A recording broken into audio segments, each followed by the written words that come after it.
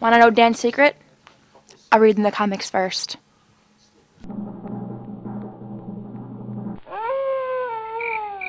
I've fallen and I can't get up. It's time for Sweet Dan Sweet's Top 10 for 2010. Hey folks, Comic Book Man here. Welcome to my video Outhouse. It's time for Sweet Dan Sweet Talking Top 10 of 2010. Top 10! You mean we're not reviewing a single issue? Not a single issue this week. This is the top 10 of what year? This year that's about to be done. 2011? 2010. 2010! 2010! Top 10 of 2010! 2010. Okay, Dan's here with his, I don't know if you've heard or not, but Dan's here with his top 10 list for 2010. Since when? And, I read a lot of comics. and Dan's read a lot of comics, and if you go to the store's website, you know that he reviews even more comics than he reads. Or something like What? I reads even more than I reviews. Oh, okay. That the other way didn't make any I sense. reads more than I That's because I'm reviews. Comic Book Man. That's because I'm Comic Book Man. So Dan's got his list here, and how do you want to take this? I've ranked them. I want to take this What best. the? Top 10. So you're gonna start with 10 We're or going to start 1? with 10. You're gonna start with 10. So 10 you're going being bottom up. awesome. But Bottom up. still, not as awesome as number 1. Okay, so these are the best books of 2010. We're starting at the bottom of the list, which is still awesome. Still awesome. And we're gonna work our way up. You got to think if I read 8 books a week at 52 weeks, it's like 200 some comics. We're gonna work our way up to How number many are 1, published which if a year? 1 is I don't 10 is know. awesome, 10,000? 1 should be orgasmic. 1 is jizz your pants awesome. There you go. There you go. Okay, so what's number 10? Number 10 is Yes. Officer Down, Joe Casey, Chris Burnham, done in one, Image comic, Image perverse. Yes. You like that a lot. Good bloody action, lots of good illustrations. Definitely a book that you could have easily missed this past year, but you probably shouldn't have. You probably shouldn't have. Officer Down. Like you said, it was a one-shot. Number It was a 10, one-shot. Officer Down. Put it in the bag. Number 9. Thunder Agents. Which issue? The first one. Number 1. Number 1. I forgot. 2 issues have shipped. Yeah. Thunder Agents number 1 is the only one I've reviewed. And it's awesome. I kept reading the book. On to the second issue. Nick Spencer, Cafu. You could be a superhero, but you're going to die in a year. What? That's awesome. Why'd you like it? Because it's everything I need in a new comic book. Okay. It's an intriguing story, cool characters. It's got a rich history that it could pull from, but not necessarily in ways that I'll recognize or be used to. Yeah. It's Nick Spencer who just works magic with every book he touches so far. He works like mad too. He does a lot of work. Oh, He's yeah. getting a lot of work in comics. He's a diligent young man. Okay. Number 8. Number 8, Turf number 1. Turf number 1. Okay, you like that. That's vampires and mobsters and aliens all in one All ball. in one big gangbang of a comic. It is awesome. A big meatball of fun. It's a delicious meatball of fun. Yeah. Need And monkeys. it's Tommy Lee Edwards illustrating Jonathan Ross's story. Jonathan Ross being the BBC reporter. Just good comic for the sake of making good comics. You know what I mean? Okay. Definitely something you should be reading. Okay. Number 7. Amazing Spider-Man number 617. Why that one now? Because that is an issue during the Gauntlet storyline that was running where they were bringing back all of Spider-Man's classic villains after a year or so of Brand New Day where they were introducing all these new villains. Right. This is the issue that brought the Rhino back. Oh, yeah, Introduced us to the new Rhino. That's right. And really, Joe Kelly told a really great done-in-one story about the classic Rhino being overshadowed by his new counterpart. But, the Rhino was cool with that. He wanted to step outside the lifestyle. Okay. And later on, issues down the line, that doesn't play out the way everyone expected. But for that issue, you almost saw redemption for the Rhino, who's one of my favorite Spider-Man bad guys. That was a good book. Super good book. Great cover. Everything about that book was solid. Great characterization on the Fiumara illustrated it, so it had this angular, stylized look to it. But it was a lot of fun. Great Spider-Man. Okay. Number 6. Incognito Bad Influences number 1. Okay. Why This that was Incognito was my favorite series of the year last year. Incognito number 1 was my number 1 book last year. That was 2009. 2009. Yeah. This is still awesome, but it's not. I mean, it keeps in line with the first series. It's everything that I want from an Incognito book, but it's not far enough down the series for me to say it's better than the original. You know what I mean? Yeah. So I still enjoy the hell out of it. You will if you read the previous run. If you haven't, get it. It's a phenomenal book. Okay. Cool. You know? Number 5. Number 5 is Batman Incorporated number 1. Oh, that was a fun book. All the That was a Batman fun books, out of all the Batman books that I could have chosen, because I've read a lot of them, that is the first issue of a new Batman series that I actually think has a chance of going places, being interesting, going out on a limb. I mean, that was the last page of the first issue of Batman Incorporated was Catwoman falling into an apartment that was full of water and there was an octopus inside of it in Japan. I mean, it's the Batman book where anything can happen. Bruce is in it, and I'm a fan of the Dick Grayson as Batman in Gotham City and Bruce Wayne as the Batman of the world. Right. You know, sort of converting all these new crime fighters into Batman. They threw a lot of stuff into that issue. Everything but the kitchen sink was in that issue. I mean, it was, and it's Grant Morrison and Yannick Paquette, who I'm not thrilled with most of his body of work, really draws the crap out of that Batman. I mean, whoever his inker is, who I can't remember right off the top of my head, is doing a great job. Okay. Number 4. Action Comics 890. 890. The debut of Lex Luthor as the star of Action Comics. The debut. Written by Paul Cornell, illustrated by Pete Woods. It's sort of the beginning of this 10-issue march to the 900th issue, where you're inevitably Superman's going to be coming back. Yeah. But for the meantime, we get to play with Lex Luthor and see what his world is like, and it is balls to the wall, insane, and yet handled with such a degree of sophistication that you can't help but be awestruck by it. Yeah. It's really, really, really good stuff.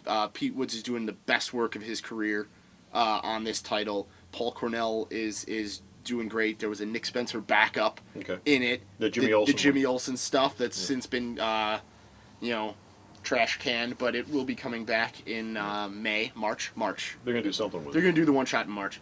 And that's like 5-6 issues into that run now, and it's still solid gold. So get your hands on that comic if you haven't. Okay, we're to number 3. We're on number 3. Number 3! Science Dog number 1. Science Dog! Oh, you're kidding me! No. Listen. For people who aren't familiar with the world of Invincible, Yeah. for people that aren't familiar with Image Comics or anything like that, if a kid walked into a store and saw Science Dog number 1, they could pick it up. They get the beginning of a phenomenal story that's taken the better part of 50 issues of Invincible to get around, because they only do Science Dog segments once every 25 issues in the back of Invincible. So you got in 3 in 75 issues. You know what I mean? Yeah. This is all of it, the beginning part. And you can walk right into it. You get a complete story in the first issue. You get an origin of Science Dog. It's a perfect example of compressed storytelling used to the full advantage of the character. Like Science Dog. You're just a sucker for dogs. No, I'm a sucker for anthropomorphic comics in general, but this was really well done. Yeah. Robert Kirkman gets it. You know what I mean? He just understands how to tell a good comic story. And Science Dog is it. I mean, flat out. So Science Dog number 1. Science Dog number 1 is number 3. Science Dog number 1 is number 3. Number 2! Number 2! I'm going to stick with Robert Kirkman's universe and go with Guarding the Globe number 1. Oh, you're kidding me! That book is phenomenal! That was that good that it's number 2? Go back and read my reviews of the last year and find books that are better than Guarding the Globe. Guarding the Globe is again, it's a perfect example of compressed storytelling used to introduce a bevy of new characters and some that aren't new, and it's a way for Robert Kirkman fans to kind of get in on all the goodness that is Brit and the Guardians of the Globe over in Invincible and Astounding Wolfman and Science Dog. You know what I mean? It's kind of the orgy book of the Kirkman universe. And it's really well done. The art by Ransom Getty is phenomenal. I mean, it's for number 1 issues, especially with the writing for trade style that's prevalent at both big 2 companies. Yeah. For Image books to consistently tell good single issue stories. Yeah. That's what's important. You know what I mean? That's what's going to hook somebody. It's not what's going to transfer the sales to the Borders or the Amazon.com. You know what I mean? It keeps people coming back month after month, and that's what Guarding the Globe has done. Okay. It's awesome. So after that build-up, yep, it's number 1. This is the best, number 1. This is his best book of 2010, and nobody's going to disagree with me. And nobody's going to disagree with him about it. At all. And I didn't say this at the top, but I have no idea what the list is. I'm really, this is as much a surprise to me now as it is to you at home. So I really don't know what his number 1 is. Your number 1 book is Morning Glory's number 1. Oh! Obviously, it's Morning so Glories. obvious. That's right, Morning Glory. Listen, Okay. Morning Glories has revitalized Image Comics in a lot of ways. Really? You think so? I think that it's revitalized people's faith in their ability to bring new concepts to comics, even if it's not necessarily new. You know what I mean? Okay. It's the traditional kids with something going on in the background. It's the X-Men. We don't really know what's going on, and It's it's the set in X-Men. a school. It's the It's X-Men. not X-Men. It's the X-Men. It's not X-Men. It's Nick It's a Spencer. better take of the X-Men. It might be a more current idea. Yeah, I mean, anyway. Anyway. Nick Spencer has created this mythology in only 6 issues of this comic that is so rich and so deep. You don't know what's going on, and you want to know so bad, but you're willing to wait. You're willing to find out in the segments that he gives it to you in, because every issue of that comic is solid gold. Right. And some of them will lead right into the next one, and some of them end right at the end, the last page. But nevertheless, that comic has just reinvigorated me, and in a way that not a lot of Image comics have. I mean, aside from like the Luna Brothers and the Kirkman stuff, I mean, Image has been sort of stagnant for a little while. Well, Image has always had 1 or 2 books during the course of a year that have popped up that have been like really, really good books amid a sea of Spawn 200? mediocrity. yeah, amidst a sea of mediocrity. 200. New stuff. Yeah, Spawn 200. Yeah, Spawn 200. Yes, that'll be on your top 10 list for next year, I'm sure. It'll be on one of the 2012. If it comes out next year. Or maybe Or it 2012. might be on my other list for 2000. Yeah. The one that's coming up after this show. But Image has managed this year to put together a bunch of very imaginative, very creative, very well written. The art. There hasn't been any spectacular art, but there hasn't been any bad art associated. Joe with Eisma these in books. Morning Glories is solid. Okay, he's a very good artist with that book. But Image has managed to do that with a handful of titles this year, and I can only compliment the editorial staff. Well, Yeah. I don't know who's in charge of editorial over there right now, but whoever's in charge of editorial, Eric Larson? for Image right now, I don't think so. Larson's stuff. Valentino. Is it Valentino? I think it's Valentino. But they're doing a great job of actually finding decent properties out there from indie creators who aren't getting a voice anywhere else. So my hat's off to Mark for Image for that. Oh yeah, it's solid. It's been Image's year. Okay.